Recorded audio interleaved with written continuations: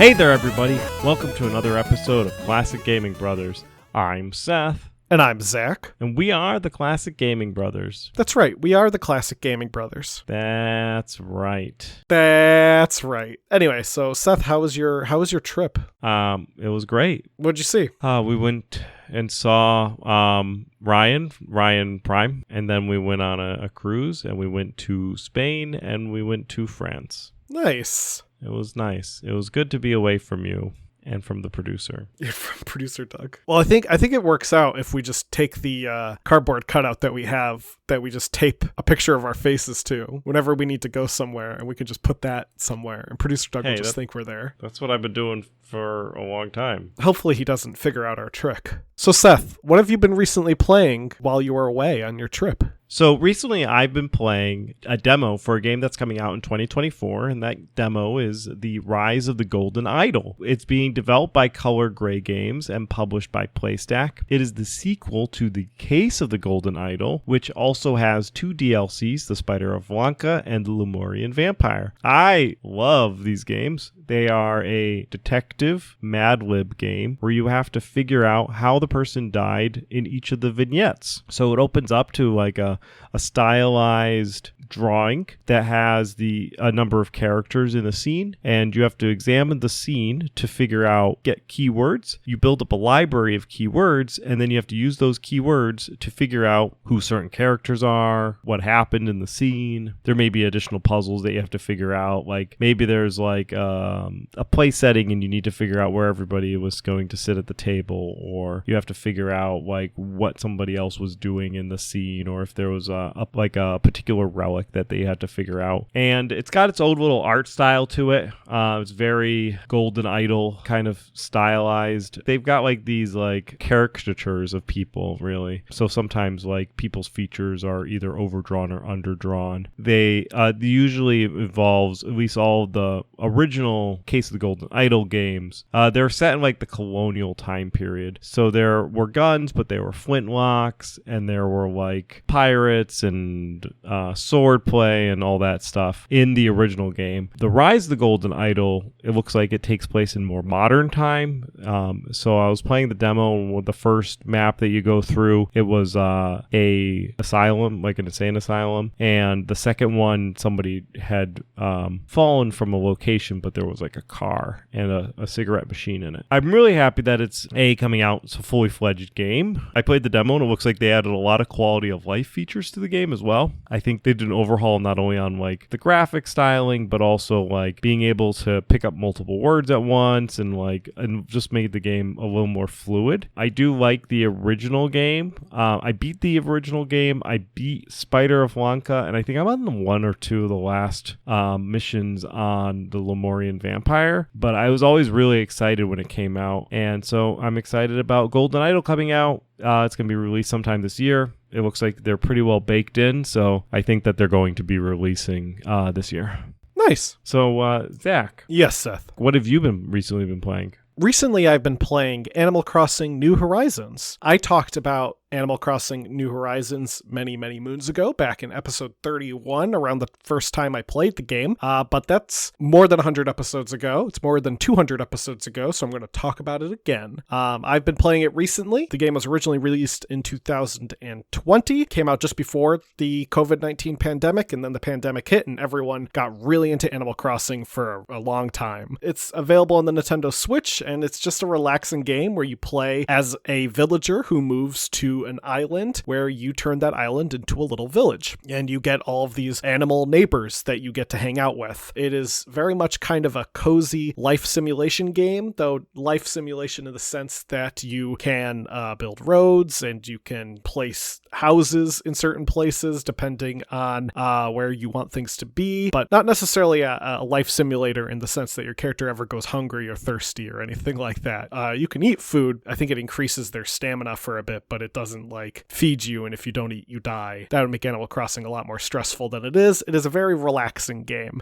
You can do things like fish, you can plant flowers, you can dig up fossils, or you can do what everyone does, which is take out massive loans. Because there is a debt system in the game, thankfully there's no interest on your debt, but there is debt. The debt lasts forever until you pay it down. But it's a fun game nonetheless. I've been mostly just maintaining my island. I haven't been on the island in about 2 years because I kind of stopped playing Animal Crossing for a bit. So I came back and everyone was wondering where I was, but now everyone's kind of over the fact that I vanished and they are happy that I'm back and picking up the weeds. So that's what I've been playing recently, Animal Crossing New Horizons. Neat. Well, time to get into today's episode, which is going to be about a company that developed a game that Zach and I had fond memories of, and it may not be a company that you know of, or maybe you do. But that company is Seventh Level, which developed a number of different games. They didn't stick to a single genre, really. Yeah, they're like kid game, war game, shooter, RTS. Yeah. For sure. But Seventh Level did develop a game that Zach and I grew up playing, and we're going to spend some of this episode talking about that game, and that game was Toonland.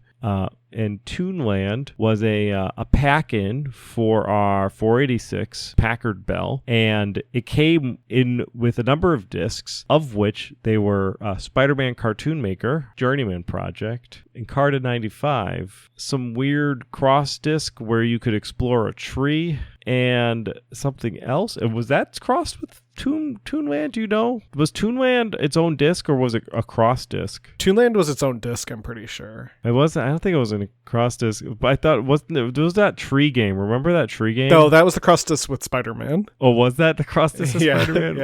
Yeah. My first encyclopedia. Was it my first encyclopedia? That was the game? Yeah. And it was like a tree, but it had like a tree house on it. Yeah. So my first encyclopedia crossed with Spider-Man. And then Toonland probably was a standalone game. So what we would do is we had only the pack-ins for the PC for a significant period of time. And they ranged. Oh, and the demo for Silent Steel. Oh, yeah.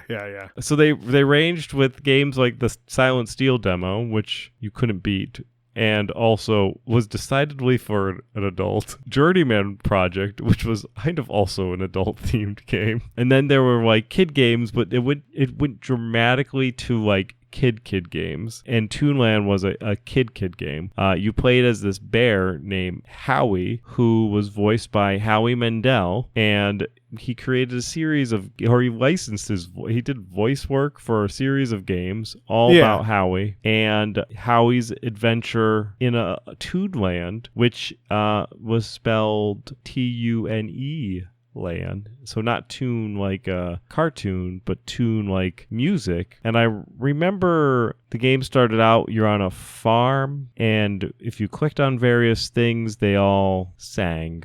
Yeah. I don't recall if there was a point to the game. I think you're just learning. Like, I don't think there was a quest. It wasn't like Putt-Putt, where Putt-Putt had to go do something. Yeah, like go to the moon or join the parade. He's got to do all sorts of things, from going all the way to the moon, or just getting into a parade, or go to the zoo. Or traveling through the space-time continuum. Yeah, that's true, which he could do. He joins Gage Blackwood to go do that. What if Gage's time machine was Putt-Putt? That'd be great. But yeah, so that's my memories of Toonland. Zach, do you have any other memories of our Toonland or other pack-ins that came with the 486? Well, specifically with Toonland, I literally just remember the like opening scene of little Howie standing there and being like, "Hey there, welcome to Toonland.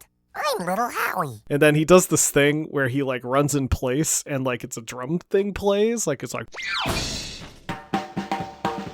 And then I remember another part of the game where I think you're at a train station and there is a cat driving a train. Those are the two things I remember. And I actually had to double check to make sure I wasn't misremembering a different game. But no, there is a train station where a cat is driving a train. Yeah, those are just my memories of Toonland. I mean, I don't remember it being a game that I actively played. And I think I often just assumed it was like something that was trying to teach me something. So I didn't want to play more of it. Now, Founded back in 1993 in Dallas, Texas, Seventh Level Incorporated got their start developing interactive media for Windows. The company was founded by George Grayson, Bob Ezrin, and Scott Page. Ezrin and Page both had a ton of experience, but not necessarily in game development. Bob Ezrin was a music producer who got his start in the 1970s. He has produced music for Pink Floyd, Alice Cooper, Phish, Kiss, Deep Purple, Taylor Swift, Kansas, Rod Stewart, and Peter Gabriel, to just name a few of the music that he helped produce on. Ezrin was also apparently once described by Alex Cooper as our George Martin. For those who don't know, Martin was the producer for much of the Beatles' work. Yeah, George Martin's called the fifth Beatle.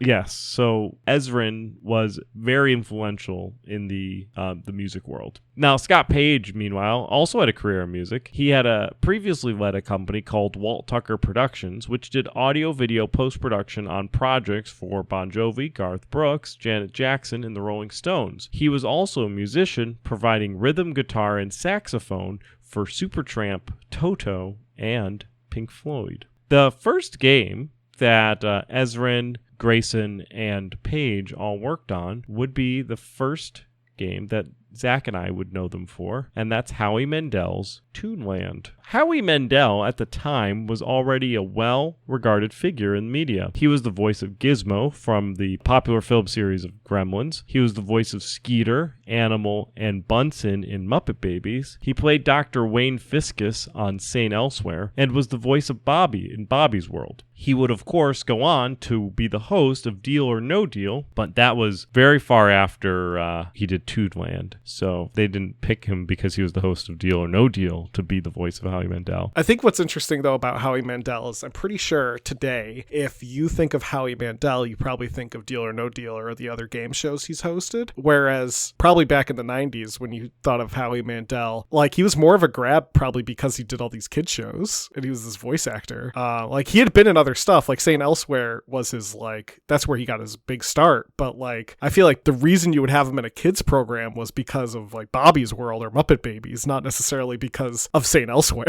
Right. And you probably don't get his recognizable, right? Because he's now more recognizable because of being host of Deal or No Deal. Like physically, like visually recognizable. Not like his voice has always been recognizable, but like it's kind of like seeing like Jim Cummings or somebody in person. You don't necessarily think that Jim Cummings looks like what he looks like because he's such a prolific voice actor that you disconnect from what they visually look like, or Garrison Keillor for that matter. But yeah, so back to Toonland. Toonland's an educational game where you visit Little Howie, voiced by Howie Mandel, on Old MacDonald's farm with his singing friends. Little Howie is not a younger version of Howie Mandel, but a bear who wears a red jacket and a blue hat. And now that I mention it, if he was a younger version of Howie Mandel and was just, instead of a bear, was just a little Howie Mandel in the Toonland world, the game would be a little different.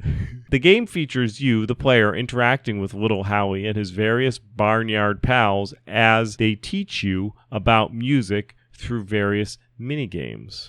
Yeah, you explore 8 different areas of the farm, and in each area you can click on various objects or characters. It's one of those games similar to like Putt-Putt or other humongous games, where if you click on something, it does something. When you click on an object, it might become animated and make a sound or play a song. A total of 40 songs are in the game, with most of them being nursery rhymes like Old MacDonald Had a Farm, Turkey in the Straw, Itsy Bitsy Spider, and B-I-N-G-O. Bingo. Toonland features a large number of musicians in its cast. Jeff Skunk Baxter from the Doobie Brothers and Dave Gilmour from Pink Floyd provide their guitar talents. John Anderson from Yes provided vocals, and Scott Page himself would perform much of the soundtrack. Vocal performances would be provided by not just Howie Mandel, but also Maurice LaMarche and Wendy Lee. For anyone who doesn't know, Maurice LaMarche may better be known to you as the voice of the Brain on Pinky and the Brain, and Wendy Lee is likely best known for voicing Faye Valentine in Cowboy Bebop and Bulma in Dragon Ball. Toonland would be the first first part in a series of games all featuring the character of Little Howie. The other games in the series are The Great World Adventure, The Great Math Adventure, and The Great Reading Adventure. As the name implies, they all involve topics related to geography, math, and reading. Toonland was actually fairly well received, despite the fact that Seth and I mostly only have memories of playing the first screen. People liked it. It won a couple of awards. It won the World Class Award for Children's CD-ROM Games from PC World. It won an award in excellence from the Film Advisory Board, and it was featured in the top 100 CD-ROMs from PC Magazine. Seventh Level would next get their first licensed game in 1994 when they put out Monty Python's Complete Waste of Time. This was a collection of mini games, desktop wallpapers, icons, and screensavers. Now, this was a big thing back in the mid-90s. Seth, I don't remember if you remember this. I remember this a little bit, but you used to be able to buy these media packs that were just backgrounds and assets for your computer. I have one somewhere in my collection of CDs of just Seinfeld backgrounds for my computer, and it turned certain icons into Seinfeld icons. And I remember we had one on our e-machine that turned things into Sonic images. So the recycling bin would be Sonic's death animation from Sonic 2. Or I think going on the internet was his running animation. So these were all the rage back then, I guess, or they just were available to everyone. And Monty Python's Complete Waste of Time was exactly that, but it also featured some mini games. Seventh Level would then take a turn tackling action in their third game. And to be fair, Monty Python's Complete Waste of Time was mostly mini games and shovelware. So their third game is Battle Beast, which I think I have memories of playing this game as well. It was released in 1995, and it was a side-scrolling fighting game done in the style of Street Fighter. Battle Beast features some similarities to Toonland. It has colorful, cartoony characters, and the animation style is very similar. You play as a cartoon dog, and when you start a level, you often have to do some quick tasks like killing a bunch of frogs in a certain time frame, which increases your energy. Once that time frame ends, your opponent arrives and you transform into a robot dog and you both fight it out. You could lose energy during the fight and revert back to your dog body, but if you're able to hit your opponent, you'll regain energy, keeping you in your cyborg robot body. The game was received moderately well and would go on to ship about 50,000 units, which back in the 90s was great. Yeah. I was reading an article from maybe on PC Gamer or something, and they were interviewing an older developer. They were talking about how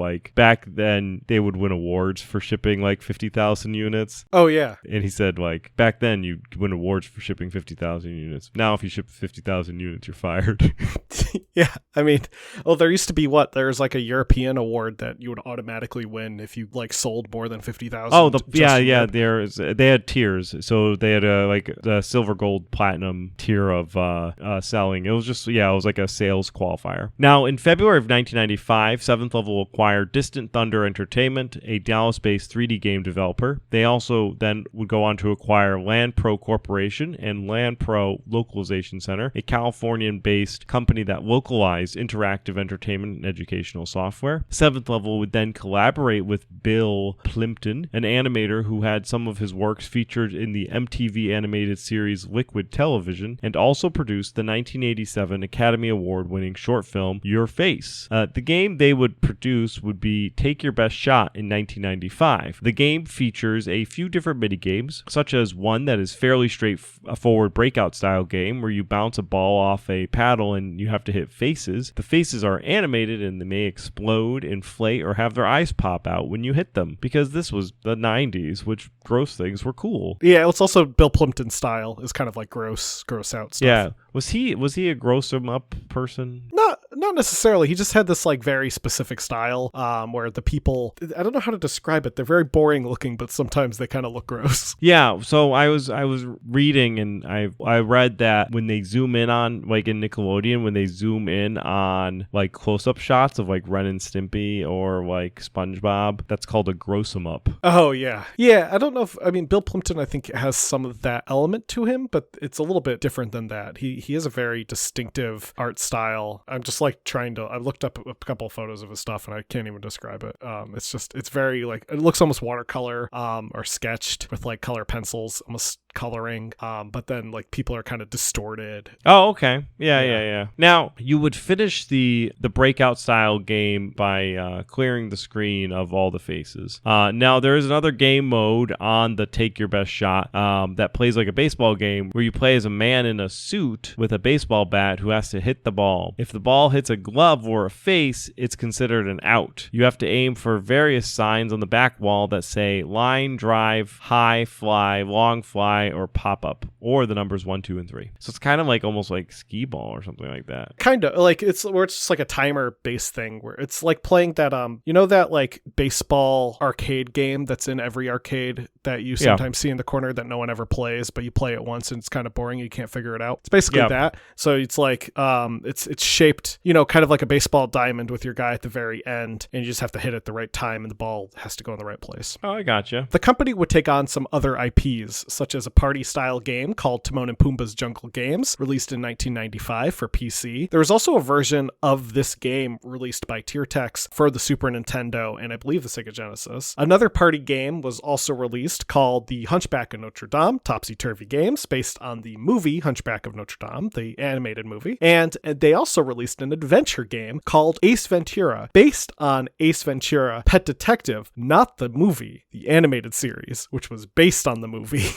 The art style in the game is more based on the animated TV show that was popular at the time, and that TV show was based on the movie. The Ace Ventura game actually plays a lot like a point-and-click adventure similar to Leisure Suit Larry, including the fact that it has adult themes that are referenced but never explicitly shown, because Ace Ventura was a children's TV show, so they did want to keep the game family-friendly. That same year, 1996, 7th Level officially acquired Pyrotechnics, a private company based in Cincinnati, Ohio. The company also became worldwide, employing over 300 employees in Texas, California, Ohio, and Europe. In February of 1997, 7th Level put out a mech simulation game called Genome, which is their first 3D game. The game features a story set in 2225 AD, where you play as various people fighting over a planet called Ruhulahen, and there are humans governed by the Union Alliance, some aliens called the Scorp. There are 2 other factions called the Darken Republic and the Mercs. Genome looks like a pretty cool game if you just look at screenshots and such of it from a 1997 perspective of a mech game, but it ultimately flopped because it couldn't compete with the level of quality that games like MechWarrior had. Critics did like the fact that in Genome, you could get out of your mech and walk around, which was a first of mech games. So Genome was the first game to do this. You can get out of your ship and just walk around, and people thought that was cool. However, the game ultimately suffered from having poor controls and tons of glitches. After releasing Genome, 7th Level announced that they were going to merge with the company Pulse Entertainment and create a company called P7 Solutions. That same year, they would also sell the rights of the Monty Python games, which at this point they had put out 3 of them, to Panasonic Interactive Media. The following year, in 1998, 7th Level announced that they were no longer merging with Pulse Entertainment, so that plan did not go forward. From 1997 until 1998, 7th Level continued to put out a variety of games of all different genres. They released a PC version of Tamagotchi with Bandai Digital, which would go on to sell over 50,000 units. They released Helicops, a first-person fight simulator where you take control of a helicopter and shoot things. They also put out a first-person adventure game based on the children's book series My Teacher is an Alien, where you can explore the school from the book, talk to various characters, and use alien technology. And then halfway through, it becomes aliens, and this turns into a whole different game. There's a facehugger grabs the teacher. Yeah, that's the teacher. No, the teacher is an alien, so it's actually... teacher is the facehugger. No, it just bursts out of their chest. But it bursts out, but it's just a little man wearing a suit. He just takes bodies to work that way. Now, this ultimately would be the last game that 7th Level would fully put out, because they would fully cease development of games in 1997. There will be 2 games that they were working on, Dominion Storm over Gift 3 and Return to Krondor, which would be passed along to Ion Storm and Pyrotechnics, respectively, to finish out. Dominion Storm over Gift 3 is a voxel-based real-time strategy game that began its development as a spin-off to Genome and includes the same factions of Scorps, the Dark Republic, Mercs, and Humans. And then in 1999, 7th Level merged with Street Technologies. They created a website called 7thstreet.com, which became learn.com, and then tutorials.com, and then Talio. And I hope they kept all the same domain names from those previous domain names, because learn.com and tutorials.com, they probably could have sold for a pretty penny. They would then go on to be acquired by the Oracle Corporation in 2012 and folded into All Things Oracle, which does primarily databases and businesses. Twilio's used by like places for job listings and stuff. Like when yeah. I applied for my job, it was through Twilio, which is through Oracle. So they're still around. 7th Level went on to become boring. And that is the story of 7th Level, a company that started out kind of weird and ended up kind of sad. And they put out such a weird amount of games. If you looked at 2 of their games, you would not expect they would be done by the same company, except maybe like looking at Toonland and Battle Beast, because the art style in that at least looks similar. But if you looked at like Toonland and then Take Your Best Shot and then Genome, and you're like, these are all made by the same company within 3 years of each other, I'd be like, no, they weren't. That's very weird. Because those are very different games. But we saw this with companies of that era, that they made games, and if it didn't hit, they just made a different game in a different genre. Yeah. I really think that 7th Level, despite doing pretty well and being a decent-sized company at one point, they really felt like one of those companies that really wanted to have their niche and just never quite got it. They weren't really an edutainment company. They weren't really an action company. They weren't really an arts company. They were just kind of a company. Right. And I love them for it. Yeah, it gives us hope that maybe the classic gaming brothers can branch out, and maybe we'll just make our own video games, and then we'll develop software for Oracle. Maybe. Well, to get us into our retro rewind, Seth had me play Axe Battler for the Game Gear. Technically, its full title is Axe Battler: A Legend of Golden Axe. This is, in fact, a Golden Axe spin-off developed by Aspect and released in 1991. You play as Axe Battler, which is the name of the blue loincloth-wearing buff man who is from Golden Axe, that buff warrior barbarian guy. That is Axe Battler. But he does not wield an axe. No, he wields a longsword. Does he wield an axe in Axe Battler? No, he wields a longsword. So where is the axe coming from? That's his name. His birth name is Axe Battler. So what's the dwarf's birth name? Longsword McGinty? Do they all just have names after the wrong weapon? No, the dwarf's name is Gilius Thunderhead. Gilius Thunderhead. That's a good name. And what's the lady's name? Tyrus Flare is the name of the lady. Tyrus Flare. Axe Battler, Tyrus Flare, and Gilius Thunderhead. Yes. Sounds like a 1990s D&D party.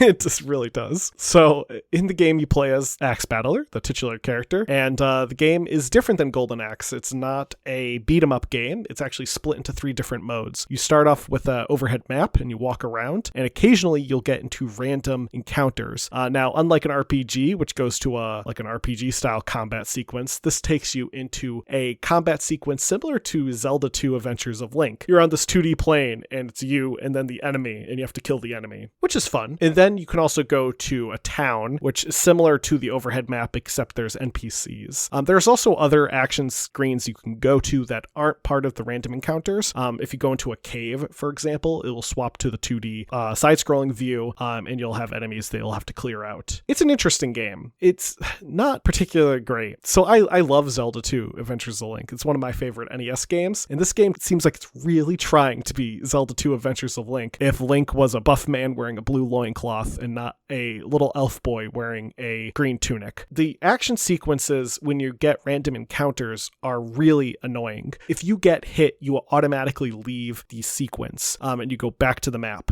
And I just find that so frustrating because sometimes it's literally just luck that they land a hit on you.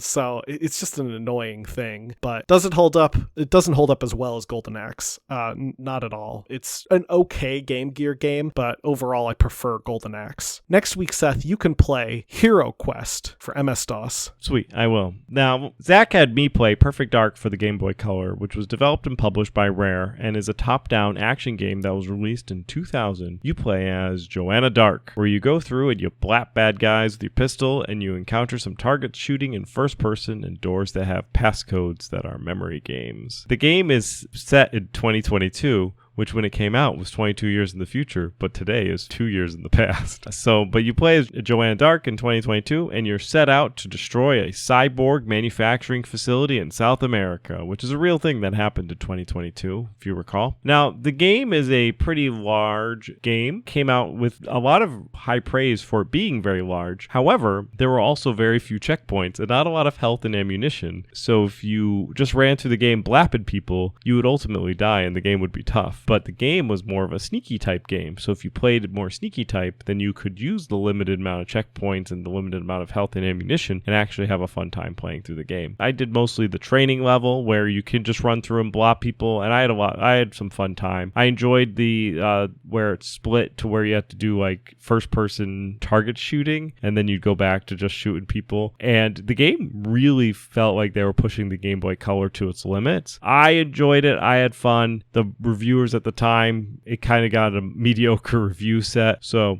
maybe not everybody's cup of tea. I think it holds up where it's still an enjoyable game. But if you play it on a ROM, then you can save state wherever you want. So then the limited saves don't really matter. So next week, Zach, you could play Jet Set Radio for Dreamcast. I will. Well, thank you everyone for listening to today's episode. If you have any memories of playing a 7th level game, send us an email to classicgamingbrothers@gmail.com. We're available wherever podcasts can be found, be it Podbean or iHeartRadio or iTunes. You can find us on Facebook as Classic Gaming Brothers, Instagram as Classic Gaming Brothers, X as CG Brothers Pod. We're available on Twitch as Classic Gaming Brothers. We're available on Blue Sky as CG Brothers Pod, and we're on Threads, Classic Gaming Brothers. You can also subscribe to us on YouTube if that is your thing. Find us at Classic Gaming Brothers. And of course, you can visit our website. Guess what that's called? That's right, classicgamingbrothers.com. Anyway, that's all I have to say. Seth, am I forgetting anything? Don't play games like my brother. And don't play games like my brother. I've been Seth. And I've been Zach. And we've been the Classic Gaming Brothers. That's right.